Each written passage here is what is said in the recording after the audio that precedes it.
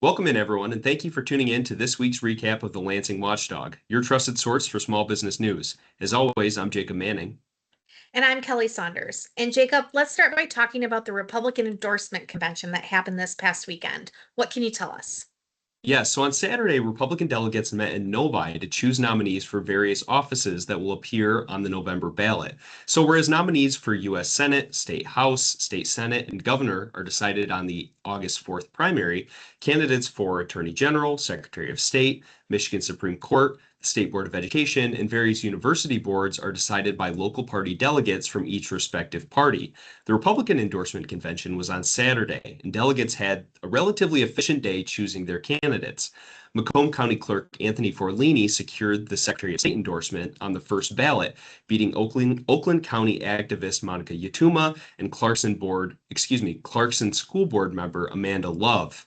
Candidates must secure at least 50% of the vote to receive endorsement, and while many expected the three candidates to split the field and an anticipated second ballot to reach that 50%, Forlini finished the first ballot with 55%, wrapping things up quickly.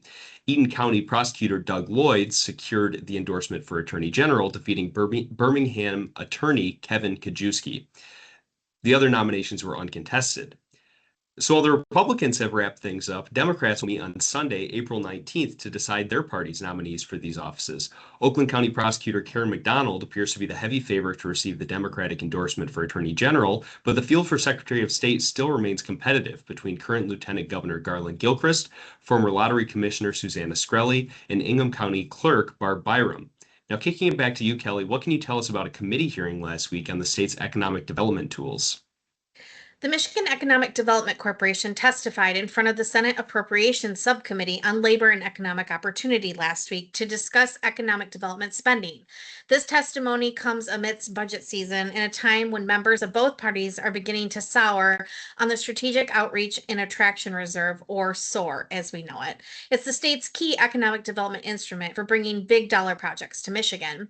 The MEDC told lawmakers that $600 million remains in the SOAR fund from previous allocations, but that there has been a bit of a slowdown in the pipeline as companies are taking more time to commit to major projects in the current economic climate.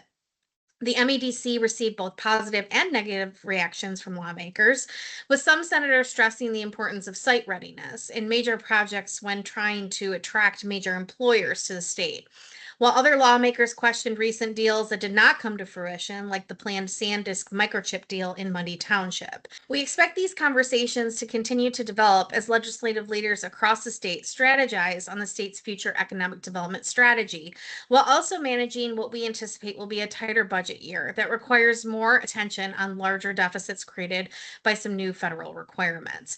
Back to you, Jacob. What can you tell us about a recent poll in Michigan's gubernatorial primary? Yeah, so with the August primary about 4 months away, we still have very little idea about how each of the five Republican candidates running for governor stack up. We do know that current Congressman John James has a significant name ID advantage due to his prior runs for statewide office, but we also know that businessman Perry Johnson has committed over $10 million to the election already, spending far above the pack on broadcast and streaming advertisements. An independent poll was released last week that showed a near tie towards the top of the race. The pollster surveyed 450 likely Michigan Republican primary voters and found John James up 23% to 20% over Perry Johnson, which is within the poll's 4% margin for error. Former Attorney General Mike Cox finished with 6% in that poll. Senate Minority Leader Eric Nesbitt finished with 5%, and former Speaker of the House Tom Leonard finished with 4%. It's important to note that the biggest share of voters questioned were the 44% that said that they were still undecided. Now, while this poll shouldn't be considered gospel, it's at least an interesting data point in a year with such a crowded field, and something that we can compare back to as we get closer to that August 4th primary date. Now, before we go, Kelly, can you talk to our viewers about Michigan Celebrates Small Business?